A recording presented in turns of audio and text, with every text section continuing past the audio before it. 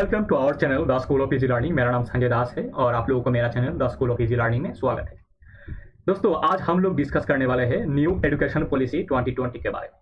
चलिए पहले उसका कंटेंट देख लेते हैं। पहले हम लोग ब्रीफ डिस्कस करने वाले हैं, ब्रीफ इंट्रोडक्शन देने वाले हैं न्यू एजुकेशन पॉलिसी 2020 के बारे में। इसके बाद एजुकेशन कमेटी, जो कमेटी न्यू एजुकेशन पॉलिसी 2020 को डेवलप किया है, उस कमेटी के बारे में जानेंगे। इसके बाद old education policy and new education policy में थोड़ा कंपेयर करेंगे और न्यू एजुकेशन पॉलिसी का क्या क्या पॉजिटिविटी है और क्या क्या नेगेटिविटी है वो सब भी डिस्कस करेंगे। उसके बाद हमारा थोड़ा छोटा सा रिक्वेस्ट है गवर्नमेंट को, जो न्यू एजुकेशन पॉलिसी में को और भी इम्प्रूव कर सकता है, वो सब भी हम इस लेक्चर के साथ जोड़ दिया है। दोस्तों, ये लेक्चर थोड़ा सा लेंथी हो सकता है, लेकिन जो बच्चे यूपीएससी एग्जाम या फिर स्टेट पीएससी का तैयारी कर रहे हैं, उन लोगों के प्रीलिम्स और मेंस का रिटन एग्जाम लिखने में उनका कॉन्सेप्ट बहुत ही क्लियर हो जाएगा। इस लेक्चर के देखने के बाद मैं ये भरोसा आप लोगों को दिलाना चाहता हूँ। चलिए शुरू करते हैं। न्यू एजुकेशन पॉलिसी 2020 डिस्कस करने से पहले मैं ये छोटा सा पहले बोलना चाहता हूँ कि ऑब्जेक्टिव ऑफ एजुकेशन क्या है।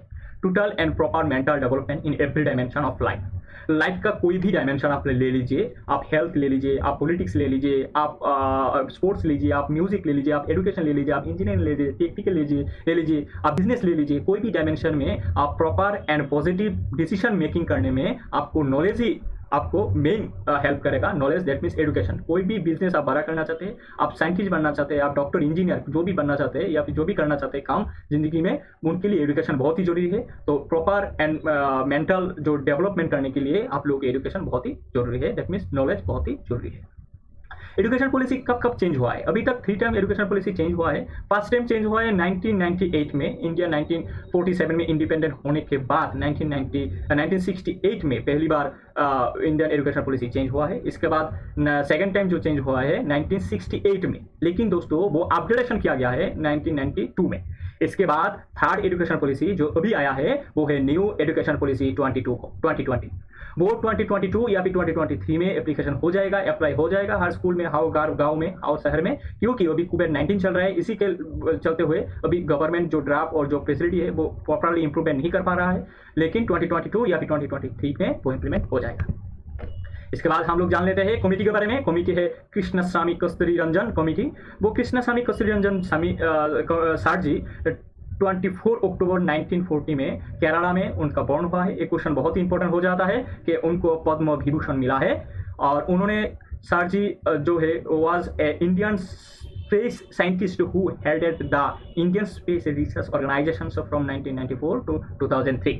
लगभग 9-10 साल तक उन्होंने Indian Space Research Centre that mean ISRO का साइंटिस्ट रहा है। Presently, he is a chancellor of Central University of Rajasthan and NIIT University, or he is the former scientist of Jawaharlal Nehru University, that means JNU, and the chairman of Karnataka Knowledge Commission. इसके बाद new changes in new education policy 2020, जो नया change हुआ है new education policy 2020 में, वो लोग हम देख लेते हैं। Ministry of human research development MHRD को नाम का चेंज करके मिनिस्ट्री ऑफ एजुकेशन में कर दिया गया है। नेक्स्ट है 5+3+2+2 और 10+2 जो एजुकेशन सिस्टम अभी तक है वो बाद में न्यू एजुकेशन पॉलिसी में 5+3+3+4 में कन्वर्ट हो जाएगा, और मैं आपको बाद में इस सब के बारे में डिस्कस करने वाला हूँ। और जो no stream policy, that means कोई भी स्ट्रीम नहीं रहेगा क्लास 10 के बाद, दैट मीन्स मेट्रिकुलेशन के बाद जो आर्ट्स, कॉमर्स और साइंस का स्ट्रीम हो जाते हैं वो स्ट्रीम अभी से नहीं रहेगा।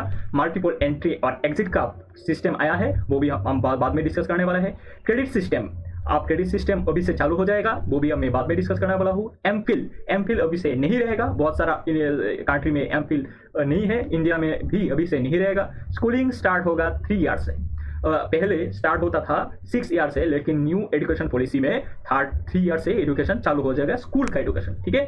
15 ईयर स्कूलिंग एजुकेशन होगा, पहले 12 ईयर तक रहता था स्कूलिंग एजुकेशन, अभी स्कूलिंग एजुकेशन 15 ईयर तक रहेगा। Vocational training course, industrial training course अभी से क्लास 6 से ही शुरू हो जाएगा, और फोकस और नेशनल लैंग्वेज और रीजनल लैंग्वेज। नेशनल लैंग्वेज कौन सा होता है दोस्तों? नेशनल लैंग्वेज है इंडियन कॉन्स्टिट्यूशन का 8 शेड्यूल में 22 लैंग्वेज दिया गया है, वो है नेशनल लैंग्वेज। और रीजनल लैंग्वेज वो है, मान लीजिए त्रिपुरा का रीजनल लैंग्वेज है बेंगोली एंड ककबर्ग, लेकिन बेंगोली आप लोगों का 8th शेड्यूल में मिल जाएगा 22 लैंग्वेज के अंडर में, लेकिन ककबर्ग नहीं मिलेगा। ककबर्ग है रीजनल लैंग्वेज। तो जो बच्चा क्लास 1 से लेकर क्लास 5 तक रीजनल लैंग्वेज में भी पढ़ाई कर सकते हैं, लेकिन इसके बाद अब नेशनल लैंग्वेज में पढ़ाई करने का प्रोसेस चालू किया गया है। पीएचडी और पीएचडी का सीट ज़्यादा हो जाएगा क्योंकि एमफिल का डिग्री नहीं रहेगा, तो दोस्तों पीएचडी में रिसर्च ओरिएंटेड हो जाएगा और ज़्यादा, और पीएचडी का सीट भी इंक्रीज हो जाएगा। इसके बाद देखते हैं ओल्ड एजुकेशन पॉलिसी के बारे में। थोड़ा बहुत ओल्ड एजुकेशन पॉलिसी के बारे में हम लोग जान लेते हैं, क्योंकि न्यू एजुकेशन पॉलिसी समझने के लिए ओल्ड एजुकेशन पॉलिसी पहले जानना बहुत ही जरूरी है। 5 ईयर का तक था, दैट मीन्स 5 ईयर तक क्लास 1 से लेके क्लास 5 तक प्राइमरी एजुकेशन, क्लास 1 से लेके क्लास 5 तक जो है वो है प्राइमरी एजुकेशन। अभी तक जो था वो क्लास 1 से क्लास 5 तक प्राइमरी एजुकेशन होता है। इसके बाद 3 साल का होता है, दैट मीन्स क्लास 6, 7, 8 तक वो होते हैं मिड स्कूलिंग। इसके बाद दोस्तों 2 ईयर का होता है जो है क्लास 9 और 10, उसको कहते हैं हाई स्कूलिंग। इसके बाद और 2 ईयर का जो होता है वो होता है आप आर्ट्स, साइंस या फिर कॉमर्स के साथ 11 और 12 कर सकते हैं, उसको कहते हैं हायर सेकेंडरी। ऐसे करके दोस्तों 6 ईयर से आप लोगों का स्कूलिंग चालू हो जाता था अभी तक, और लगभग 12 साल तक या 12 साल या फिर 18 साल तक स्कूल के अंडर में रहना होता था। 18 साल के बाद आप कोई भी यूनिवर्सिटी के अंडर में जा सकते थे। यह है अभी का that means old education system जो है।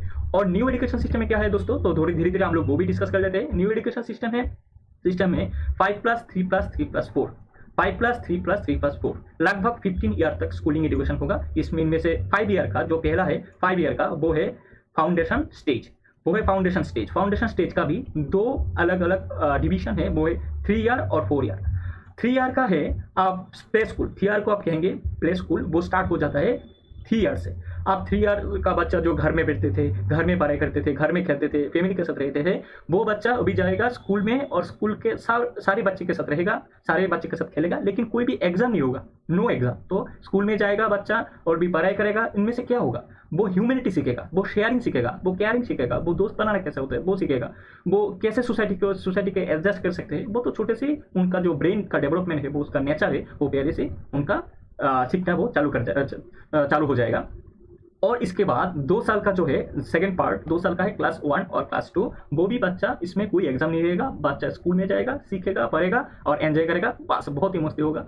वो बहुत ही बेहतरीन किया है सरकार ने। अभी तक जो क्लास KG1, KG2, KG3 का जो सिस्टम है, वो बच्चे 3 साल 4 साल से ही बच्चों का एग्जाम का बोझ दिया जाता था। वो बहुत ही, एग्जाम तो बच्चों का नहीं होता है, मम्मी पापा का हो जाता है, वो बहुत ही क्रिटिकल एक कंडीशन हो जाता है। लेकिन अभी का जो न्यू एजुकेशन पॉलिसी है 2020 को, वो 5 साल तक कोई भी एग्जाम नहीं होगा, बच्चा सिर्फ स्कूल में जाएगा, मस्ती करेगा, पढ़ाई करेगा, खेलेगा, कूदेगा और बहुत ही शानदार एक इंसान बनने में मदद करेगा। वो पहले आप इंसान अच्छा बनिए, इसके बाद आप जो भी बनना है बन जाइए। वो इस सिस्टम में शायद हो सकता है।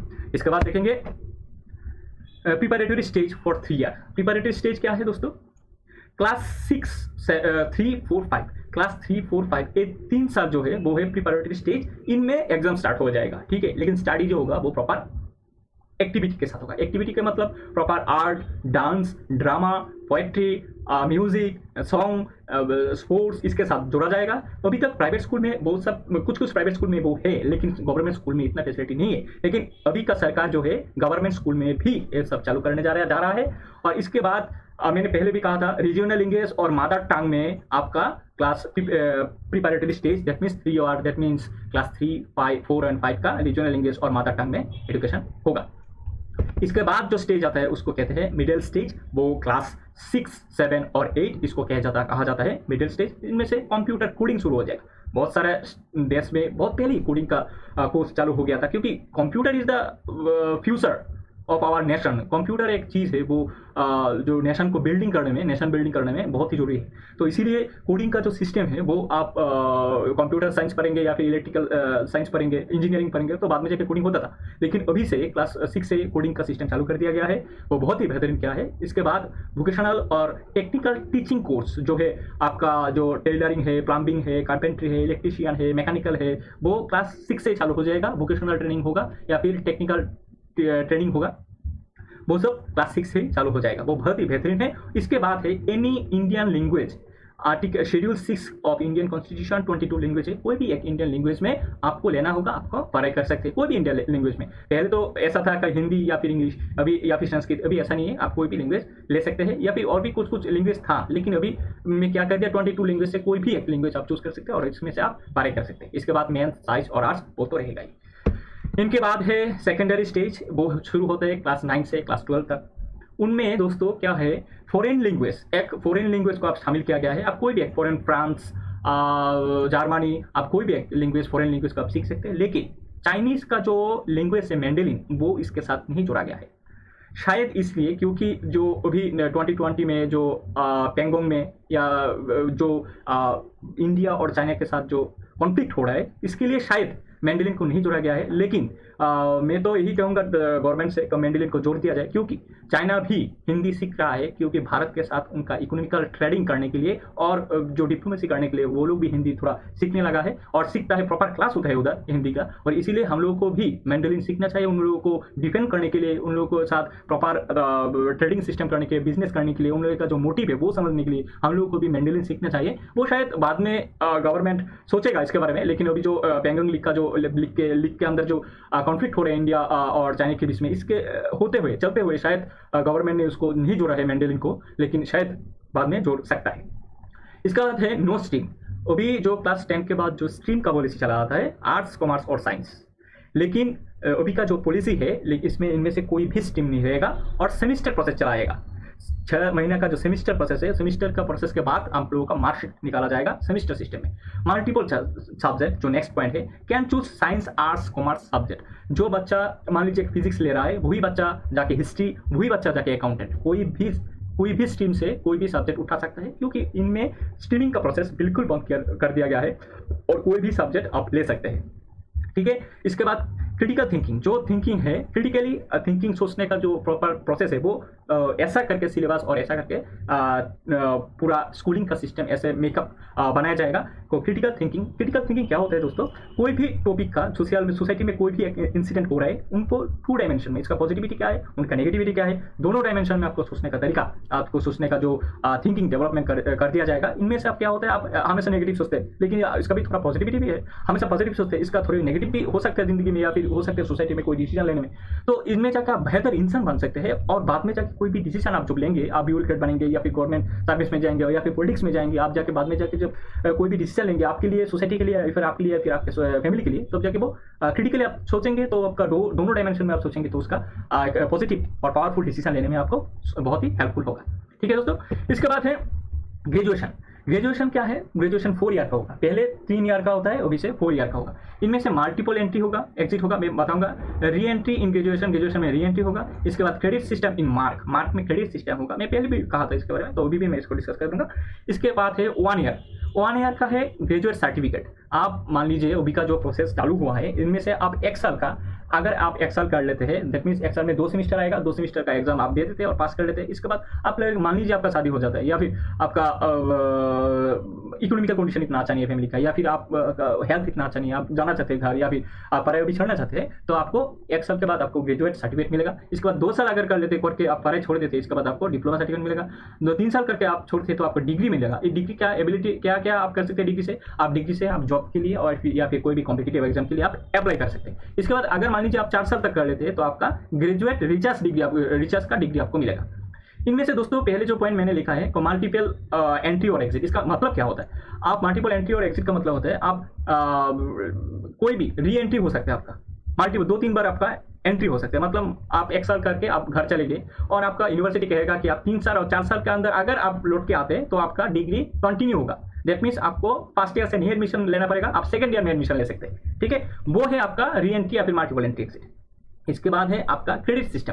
क्रेडिट सिस्टम क्या होता है दोस्तों, आप मान लीजिए आपका 30 क्रेडिट मिलने से आप ग्रेजुएशन कंप्लीट कर सकते हैं, 3 साल का ग्रेजुएशन कर सकते हैं। ठीक है दोस्तों, एक सब्जेक्ट का क्रेडिट है 4, एक सब्जेक्ट का क्रेडिट है 4, तो आपने मान लीजिए हिस्ट्री में आपने कंप्लीट कर लिया है, तो आपको 4 क्रेडिट आपका मार्कशीट के साथ जोड़ जाएगा, शाम हो जाएगा। इसके बाद आप मान लीजिए हिस्ट्री आप छोड़ना चाहते हैं क्योंकि आप हिस्ट्री में इंटरेस्ट नहीं है, हिस्ट्री आप नहीं पढ़ाई करना चाहते, तो आपको मल्टीपल एंट्री के पॉलिसी के दौरान आप फिजिक्स ले सकते हैं। तो आप फिजिक्स पढ़ाई जब करेंगे तो आप को जो 4 क्रेडिट है वो जोड़ा जाएगा और जस्ट आप 30 से 4 क्रेडिट चला जाएगा तो आपको 26 क्रेडिट आपके पास रहेगा और आप 26 क्रेडिट जब कंप्लीट कर लेंगे तो आपको ग्रेजुएशन का डिग्री मिल जाएगा। और इनमें से आप 1 साल तक आप हिस्ट्री पढ़ाई करके छोड़ सकते हैं, बाद में आप फिजिक्स या फिर अकाउंटेंसी कोई भी सब्जेक्ट लेके पढ़ाई कर सकते हैं। उसी का जो क्रेडिट है वो आपको मार्कशीट के साथ जोड़ा जाएगा। इसी के दौरान आपको क्रेडिट जोड़ते जब 30 credit year by year, semester by semester जोड़ते जाएगा तो 30 क्रेडिट कंप्लीट होगा, तो इसके बाद आपका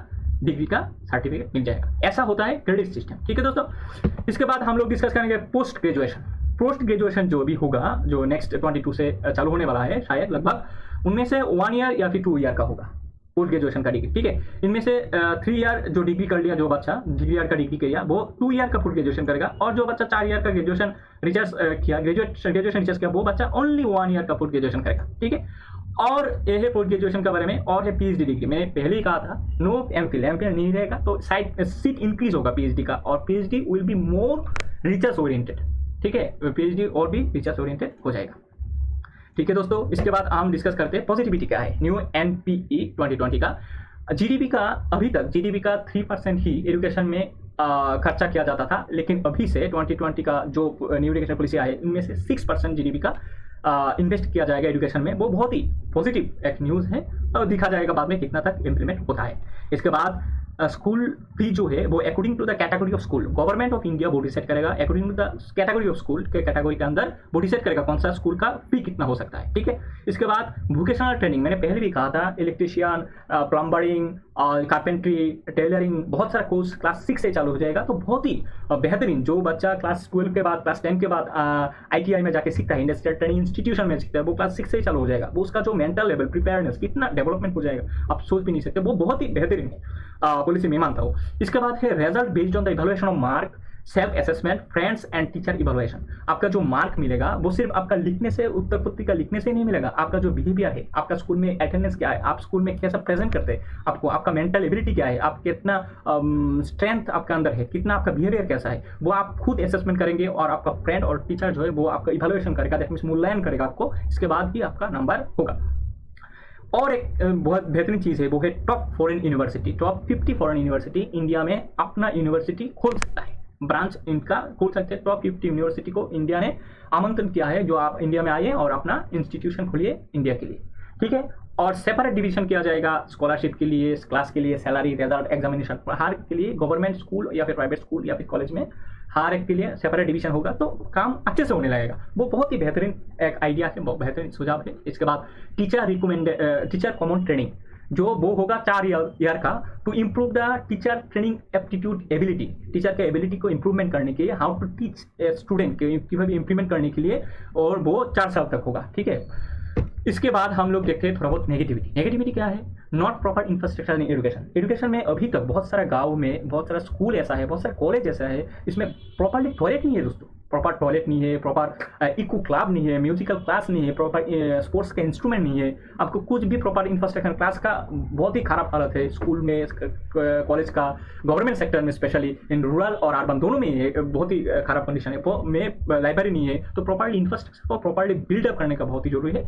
इसके बाद प्राइवेट स्कूल जो है वो तो इंग्लिश में ही रन होगा, जितने भी प्राइवेट स्कूल है, कोई भी रीजनल लैंग्वेज को फॉलो नहीं करेगा, वो लोग हमेशा इंग्लिश लैंग्वेज में ही पढ़ाना चालू कर देगा, तो भी वो भी इंग्लिश में होगा, तो रीजनल लैंग्वेज या फिर जो नेशनल लैंग्वेज को प्रमोट नहीं होगा, वो इंग्लिश के लिए प्रमोट हो जाएगा।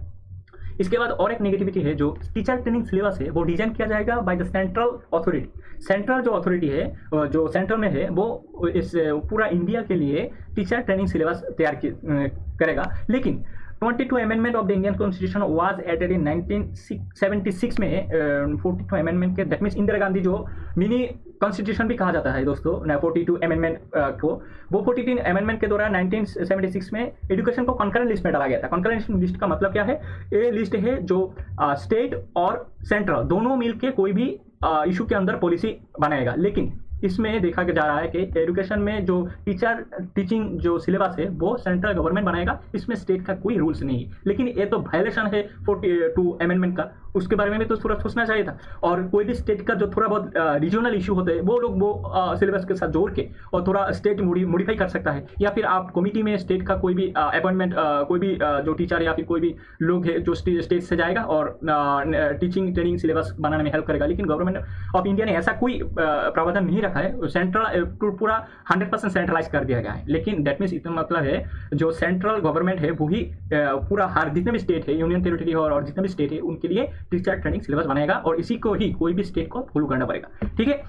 इनके बाद हमारा जो थोड़ा रिक्वेस्ट है गवर्नमेंट ऑफ इंडिया से to improvement the new education policy 2022 को, वो है प्रॉपर टीचर ड्रेस कोड होना चाहिए। देखिए दोस्तों, कौन टीचर है, कौन हेडमास्टर है, कौन दफ्तरी है, कुछ समझ में नहीं आ रहा था, कुछ समझ में नहीं आएगा ठीक से। लेकिन उनमें से भी अगर टीचर का प्रॉपर डेस्क रहेगा तो टीचर के ऊपर रेस्पेक्ट भी ज़्यादा हो जाएगा और सोसाइटी में उनका इंवॉल्वमेंट भी ज़्यादा हो जाएगा। कोई भी टीचर जाएगा तो बाजार से, तो हम लोग को पता चल जाएगा वो टीचर है, वो उन स्कूल का वो टीचर है, मिसेस है या मिस्ट्रेस है, जो भी है, या फिर सर है। तो इनमें से एक रेस्पेक्ट का जो पोजीशन है और जो प्रॉपर स्कूलिंग का सिस्टम और कॉलेज का सिस्टम है वो बहुत ही एक रेगुलेटरी में प्रोसेस में आ जाएगा। तो प्रॉपर टीचर ड्रेस कोड होना चाहिए, प्रॉपर इंफ्रास्ट्रक्चर मैंने पहले भी कहा था, प्रॉपर लाइब्रेरी होना चाहिए। हर स्कूल और कॉलेज में लाइब्रेरी होना ही चाहिए। ये कॉलेज में तो भी होता है लेकिन स्कूल में तो नहीं होता है। बहुत सारे स्कूल है ऐसा लाइब्रेरी नहीं होता है, लेकिन लाइब्रेरी होना चाहिए। इको क्लब होना चाहिए, म्यूजिकल क्लास होना चाहिए, स्पोर्ट्स क्लास होना चाहिए, proper toilet and other facilities होना चाहिए। और एक चीज़ है मैं आप लोग को फोकस में लाना चाहता हूँ, government and private all schools of और institutions should be there feedback system based on teacher teaching aptitude, knowledge and behaviour and salary should decide for next 6 month according to the feedback of mark. इसका मतलब क्या है दोस्तों? Sorry, मेरा थोड़ी इधर गलती हो गया। इसका मतलब है दोस्तों, प्राइवेट स्कूल में और कॉलेज में तो ठीक ठाक है, लेकिन गवर्नमेंट स्कूल में और कॉलेज में ऐसा होता है, कुछ टीचर है जो 1 घंटा का जो क्लास होता है वो 8 घंटे के बाद टीचर क्लास में एंटर करता है। इसके बाद क्लास तो लेता ही ठीक से नहीं है, लेकिन इसके बाद भी वो रूल कॉल करने में 15 मिनट्स 20 मिनट्स निकल देता है। उसके बाद थोड़ा गपशप मारने में थोड़ा बहुत टाइम निकल जाता है, ऐसा 1 घंटा निकल जाता है। इसके बाद एग्जाम के 1-2 हफ्ता पहले बहुत सारे नोट दे देता है, आपका 50-60 क्वेश्चन दे देता है। आप स्टूडेंट को कहा जाता है तो आप इतना ही पढ़ाई करके आइए और क्लास में आइए, एग्जाम में आइए, आपका एग्जाम पास कर दिया जाएगा और बहुत ही अच्छे मार्क्स से वो लोग क्लास में पास करता है। लेकिन सवाल ये है, स्टूडेंट का क्या उस सब्जेक्ट में इंप्रूवमेंट हुआ है? स्टूडेंट का क्या उस सब्जेक्ट में बारे में नॉलेज हुआ है? नहीं हुआ है। इसीलिए ऐसा बहुत सारा स्कूल है, इवन कॉलेज है, कॉलेज में भी ऐसा ही होता है। टीचर लोग क्लास में नहीं आता है या फिर आता है तो बहुत ही लेट करके आते हैं, आके भी थोड़ा गप्पे लड़ के चला जाता है। इसीलिए प्रॉपर फीडबैक सिस्टम होना चाहिए, स्पेशली इन गवर्नमेंट सेक्टर। मैं गवर्नमेंट सेक्टर, प्राइवेट स्कूल में भी, स्कूल और कॉलेज में भी तो बहुत बेहतर है, लेकिन गवर्नमेंट सेक्टर की बात कर रहा हूँ। गवर्नमेंट सेक्टर में अगर चाकरी जो जॉब है वो नहीं जा सकता, इसीलिए प्रॉपर फीडबैक सिस्टम हो सकता है। हर सेमेस्टर में फीडबैक दिया जाएगा। अगर मान लीजिए फीडबैक का अंक है 10, कोई भी टीचर को 6 या फिर 5 से नीचे मिलता है, उनके aptitude, behaviour, knowledge, teaching skill के ऊपर अगर 5 या फिर 6 के नीचे मिलता है, वो टीचर को नेक्स्ट 6 महीने के लिए उसका सैलरी से 20% या फिर 25% सैलरी डिक्रीज हो जाएगा और उनका प्रमोशन नहीं होगा। ऐसा अगर कर देंगे तो टीचर के अंदर जो डर है वो पूरा डर बैठेगा। डर मतलब पॉजिटिव सेंस में बोल रहा हूँ, जो वो लोग फाकी देता है, जो लोग कहते हैं ना वो क्लास नहीं करता है, घर में रहता है, दूसरे काम में बिजी रहता है, ऐसा भी बहुत सारे टीचर है। अगर गवर्नमेंट नौकरी मिल गया तो मिल गया, बहुत बेहतर है, मुझे गवर्नमेंट नौकरी मिल गया और क्या जरूरी है क्लास लेने का, जाएंगे गप्पे लड़ेंगे आ जाएंगे। ऐसा होता है बहुत सारे स्कूल में, बहुत सारे टीचर, ऐसा एटीट्यूड होता है स्कूल का, टीचर का। और कॉलेज में भी, बहुत सारे कॉलेज में भी ऐसा मैंने देखा है।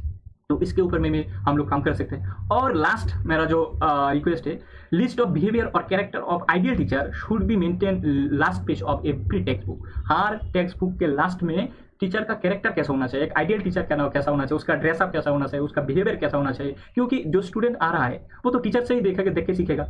और टीचर को वो घर से निकलता है, पिता माता को देखता है, और घर से निकलता है आके स्कूल में आ जाता है, स्कूल में टीचर को देखता है, फिर से घर में जाता है।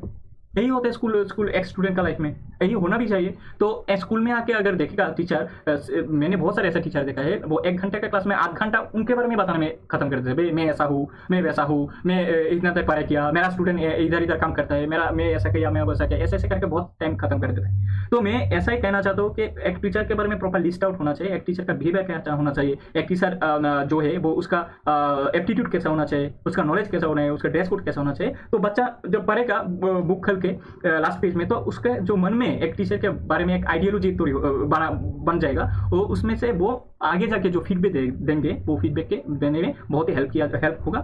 और जो टीचर लोग हैं वो भी थोड़ा सोच समझ के क्लास में आएंगे और बच्चों को अच्छे इंसान बनने में और अच्छे शिक्षा देने में हेल्प करेगा। और इंडिया का एजुकेशन सिस्टम और भी इंप्रूवमेंट होगा और भी बेहतरीन हो सकता है मेरे हिसाब से। आप क्या सोचते हैं, आप कमेंट करके बताएंगे, और क्या क्या आपका सुझाव है आप लोग बता सकते हैं। Thank you to listening my lecture and support us. आप लोग अगर मेरा लेक्चर अच्छा लगा है तो आप मुझे सपोर्ट कर सकते हैं, सब्सक्राइब, शेयर और लाइक और कमेंट कर सकते हैं मेरे चैनल को। और मेरे साथ जुड़े रहने के लिए आप लोगों को बहुत बहुत धन्यवाद। और आप पढ़ते रहिए और खुश रहिए। नमस्कार।